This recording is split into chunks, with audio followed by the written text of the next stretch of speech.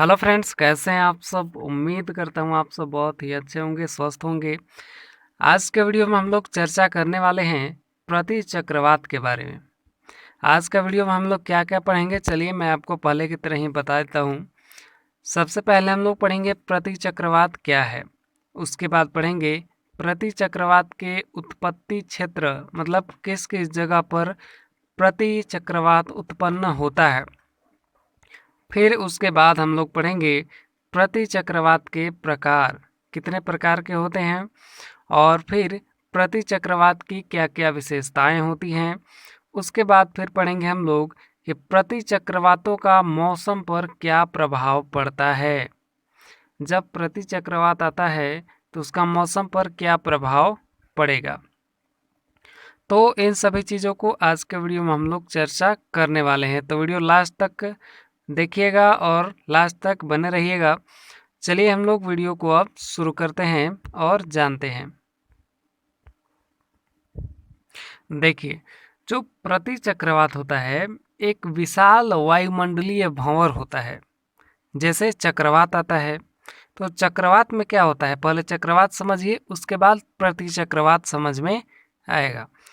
देखिए, चक्रवात होता क्या है, तो एक जगह पर कहीं पर निम्न वायुदाब वाला क्षेत्र हो जाता है और उसके अगल बगल उच्च वायुदाब वाला क्षेत्र हो जाता है, जिसके कारण अगल बगल की हवाएं जो है वो निम्न वायुदाब क्षेत्र के अगल बगल जो है घूमने लगती हैं। ठीक है, गोल गोल गोल गोल घूमने लगती हैं। तो ये जो चक्रवात आता है ऐसे ही आता है, जैसे बीच में निम्न वायुदाब वाला क्षेत्र हो गया, अगल बगल उच्च वायुदाब वाला क्षेत्र हो गया। तो उच्च वायुदाब वाले क्षेत्र वाली जो हवाएं हैं वो निम्न वायुदाब वाले क्षेत्र के अगल बगल गोल गोल घूमने लगती हैं, तो इसी को कहते हैं चक्रवात। अभी याद रखिएगा, अभी मैंने क्या बताया है कि बीच में यहाँ पर निम्न वायुदाब होता है और अगल बगल उच्च वायुदाब होता है, लेकिन प्रति चक्रवात में जस्ट इसका उल्टा होता है। प्रति चक्रवात में क्या होता है कि बीच में उच्च वायुदाब होता है, ठीक है, और चक्रवात में क्या था, निम्न वायुदाब था, और यहाँ पर उच्च वायुदाब होता है। तो प्रति चक्रवात में बीच में उच्च वायुदाब होता है और अगल बगल निम्न वायुदाब होता है। तो इससे जो हवा जो है अगल बगल ऐसे घूमने लगती है, ठीक है, तब भी घूमने लगती है, तो इसको कहते हैं प्रति चक्रवात। ठीक है, चक्रवात के जस्ट उल्टा होता है, इसमें जो है बीच वाला हवा घूमने लगता है। ठीक है, चक्रवात में अगल बगल वाला हवा घूमने लगता है और इसमें बीच वाला हवा घूमने लगता है ऐसे। तो इस तरह से प्रति चक्रवात आता है। अब देखिए, इनके केंद्र में यानी प्रति चक्रवात के केंद्र में उच्च वायुदाब होता है।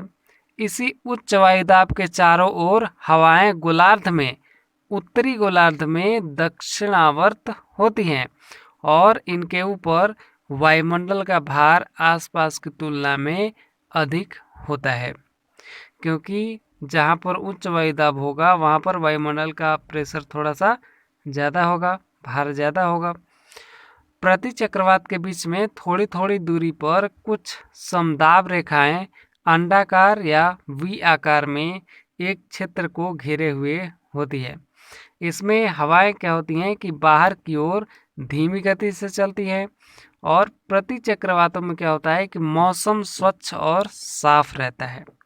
जब चक्रवात आता है तो क्या होता है, पूरा तूफान जैसा, और प्रति चक्रवात जब आता है तो मौसम साफ हो जाता है। अब देखिए, प्रति चक्रवात का उत्पत्ति क्षेत्र कहाँ पर है, कहाँ कहाँ पर प्रति चक्रवात उत्पन्न होते हैं। देखिए, प्रति चक्रवात उपोष्ण कटिबंधीय उच्च दाब क्षेत्रों में अधिक विकसित होती है। विषुवत रेखीय भागों में इनका अभाव पाया जाता है। जो पृथ्वी है, पृथ्वी इस तरह से हो गया। अब पृथ्वी के जो उत्तरी गोलार्ध है और दक्षिणी गोलार्ध है, यहाँ पर जो है अधिक प्रति चक्रवात आपको देखने को मिल जाएंगे, लेकिन पृथ्वी के बीच में, ठीक है, जो विषुवत रेखा होता है उसके निकट आपको ये देखने को नहीं मिलेंगे। क्योंकि ये उपोष्णकटिबंधीय उच्च दाब वाले क्षेत्रों में उत्पन्न होता है। अब प्रति चक्रवात के प्रकार कितने होते हैं? तो देखिए, प्रति चक्रवात को हम्फ्रीज ने 3 भागों में बांट दिया है। कौन कौन भाग में है? तो देखिए, पहला है यांत्रिक चक्रवात। ठीक है, पहला क्या है? यांत्रिक प्रति चक्रवात। ठीक है, प्रति चक्रवात। और फिर दूसरा है तापीय प्रति चक्रवात, और तीसरा है विकिरण प्रति चक्रवात। लेकिन इससे जो है थोड़ा स्पष्ट नहीं हुआ, तो एक और महोदय हैं हैजलिक महोदय। ठीक है, ये सब भूगोलवेत्ता हैं। तो इन्होंने क्या किया कि सामान्य लक्षणों के आधार पर, मतलब जो दिख रहा था प्रति चक्रवात में, उसके आधार पर, प्रति चक्रवात के लक्षण के आधार पर 3 भागों में बांट दिए। ठीक है, किसने? हैजलिक महोदय ने। तो हैजलिक ने 3 भागों में बांट दिए हैं। कौन कौन? एक होता है शीत प्रदेश के प्रति चक्रवात, एक होता है उष्ण प्रदेश के प्रति चक्रवात, और एक होता है अवरोधी प्रति चक्रवात। तो ये तीनों जो हैं ज़्यादा पॉपुलर हो गए, तो इन तीनों के बारे में भी इन तीनों के बारे में ही हम लोग पढ़ेंगे। तो देखिए, पहला क्या था? शीत प्रदेश के प्रति चक्रवात। तो इसमें क्या होता है, देखिएगा, समझिएगा। यह प्रति चक्रवात जो है आर्कटिक एवं ध्रुवीय प्रदेशों के द्वीपों एवं स्थल खंडों पर विकसित होते हैं। कहाँ पर होते हैं? तो ठंडे क्षेत्र में, जैसे दक्षिणी ध्रुव हो गया, ठीक है, आर्कटिक क्षेत्र या अंटार्कटिक क्षेत्र। तो शीत वाले क्षेत्र में, यानी जहाँ पर ठंडी हवा रहती है, जहाँ पर जो है ठंडा क्षेत्र होता है, वहाँ पर शीत प्रदेश के प्रति चक्रवात उत्पन्न होते हैं। नाम से भी पता चल रहा है कि शीत प्रदेश के प्रति चक्रवात, तो शीत प्रदेश में उत्पन्न होते हैं। ठीक है, ठंडे प्रदेश में। तो यहाँ विकसित होने के बाद ध्रुवीय पवनों के साथ यात्रा करते हैं और बाद में पछुआ पवनों के प्रभाव से दक्षिण पूर्व क्षेत्रों की ओर आगे बढ़ जाते हैं। यानी जो शीत प्रदेश में जो प्रति चक्रवात आता है, वो पछुआ पवनों के प्रभाव से दक्षिण पूर्व की ओर चला जाता है। अब दूसरा है उष्ण प्रदेश के प्रति चक्रवात। देखिए, उष्ण मतलब क्या होता है? गर्म। ठीक है, तो गर्म प्रदेश के प्रति चक्रवात, यानी वैसा चक्रवात है जो गर्म प्रदेश में उत्पन्न होता है। तो इन चक्रवातों की उत्पत्ति जो है 25 डिग्री से 35 डिग्री अक्षांशों के मध्य दोनों गोलार्धों में उच्च वायुदाब पेटी में होता है। इनकी उत्पत्ति का मुख्य कारण है हवाओं का क्षोभ मंडल के उच्च स्तरीय क्षेत्रों में धरातल पर उतारना। इनका लक्ष्य क्या होता है? इसका कारण क्या होता है कि हवाओं का जो क्षोभ मंडल में हवाएं होती हैं, उन हवाओं का उच्च स्तरीय क्षेत्रों में धरातल पर उतारना। इस प्रकार इनकी उत्पत्ति का कारण गतिक और यांत्रिक दोनों है।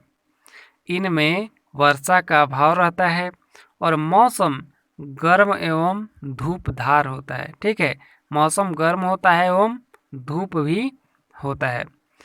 इनकी हवाएं गर्म तथा शुष्क रहती हैं।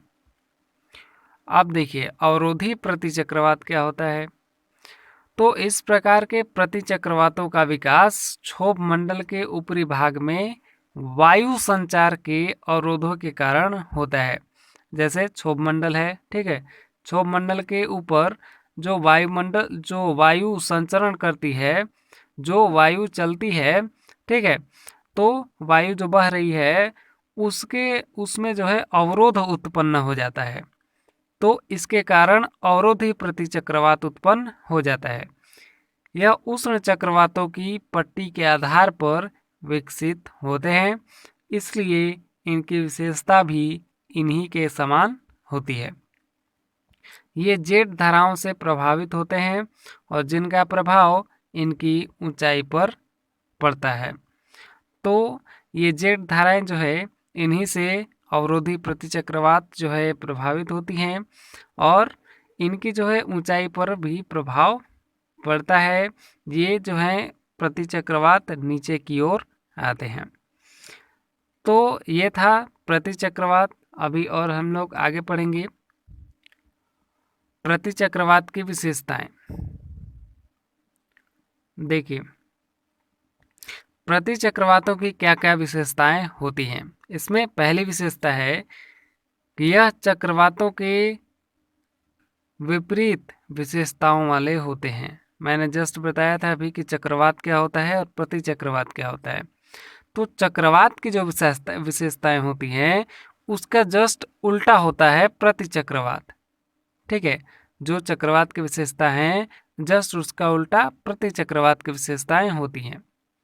तो यह जो है शीतोष्ण चक्रवातों के पश्चात आते हैं। और दूसरी विशेषता है इनके केंद्र में उच्च वायुदाब होते हैं और केंद्र से बाहर की ओर समदाब रेखाओं का मान बढ़ता जाता है। जैसे जहाँ पर उत्पन्न होता है प्रतिचक्रवात उसके बीच में उच्च वायुदाब होता है और अगल बगल जो है आसपास निम्न वायुदाब होता है। तो इसी के कारण प्रतिचक्रवात उत्पन्न होता है।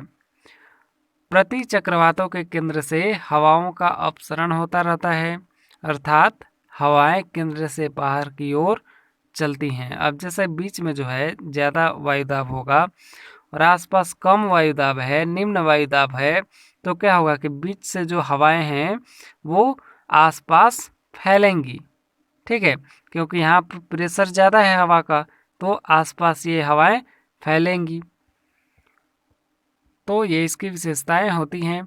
और भी विशेषता है, वायुमंडल की निचली सतह में ऊंचाई के साथ तापमान घटने के स्थान पर बढ़ता है। वायुमंडल की निचली सतह में क्या होता है कि चक्रवात जब आता है तो तापमान जो है घटता है, और जब वायुमंडल में जो है प्रतिचक्रवात आता है तब तापमान जो है बढ़ने लगता है।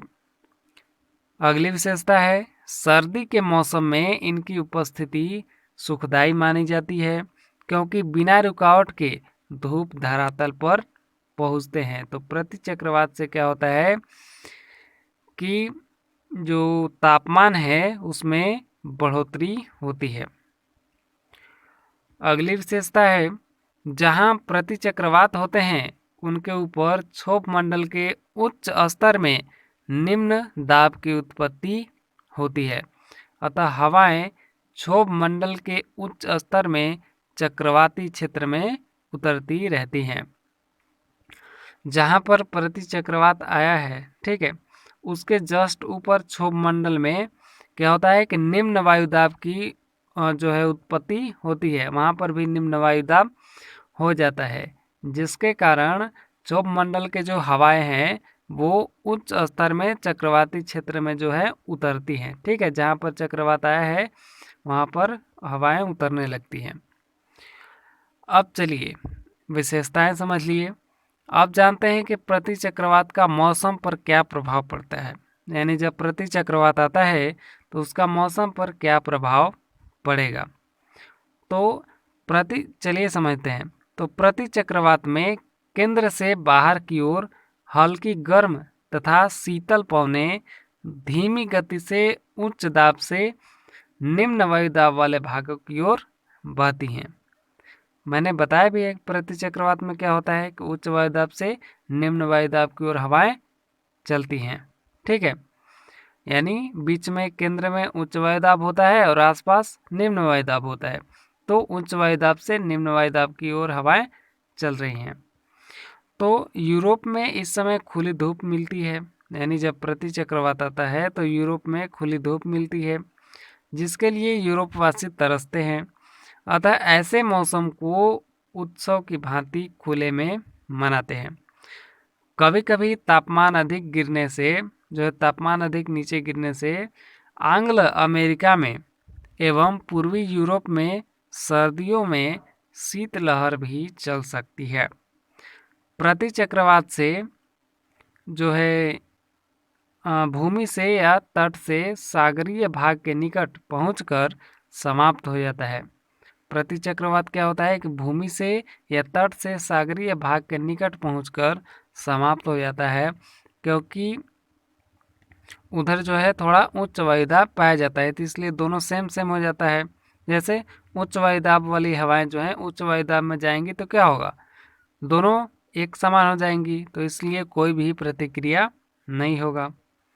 अतः प्रति चक्रवाती दशा वर्षा के में बाधक है।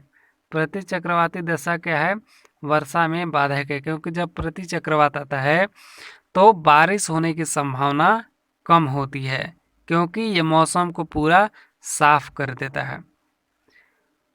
क्योंकि इसके केंद्रीय भाग में वायु ऊपर से नीचे उतरती है, इस कारण उस जो है उसके नमी ग्रहण करने की क्षमता बढ़ जाती है। जब भी दो भिन्न लक्षण वाले पवनें आपस में मिलने लगती है तो प्रति चक्रवातीय दशा समाप्त हो जाती है। फिर भी विशेष परिस्थितियों में प्रति चक्रवात का भाग तटीय समुद्र से नमी ग्रहण करके भी क्रियाशील रह जाए तो यह तट या तट के निकट के द्वीपों पर हल्की बौछार के रूप में वर्षा कर सकता है। ठीक है, यानी जो प्रति चक्रवात है वो तटीय समुद्र से अगर नमी ग्रहण कर ले तो जो है नमी ग्रहण करके भी अगर प्रति चक्रवात रह ही जाए तो हल्की हल्की बारिश होने की संभावना हो सकती है। तो इससे ज़्यादा जो है मौसम पर और कुछ प्रभाव नहीं पड़ता है। तो उम्मीद है आपको यहाँ तक समझ में आया होगा। वीडियो अगर अच्छा लगा हो तो लाइक ज़रूर कीजिएगा और चैनल पर नए हैं तो सब्सक्राइब ज़रूर कर लीजिएगा। मिलते हैं अगले वीडियो में। अगर आपके पास कोई प्रश्न है तो आप कमेंट कर सकते हैं। मिलते हैं अगले वीडियो में, तब तक के लिए धन्यवाद। जय हिंद।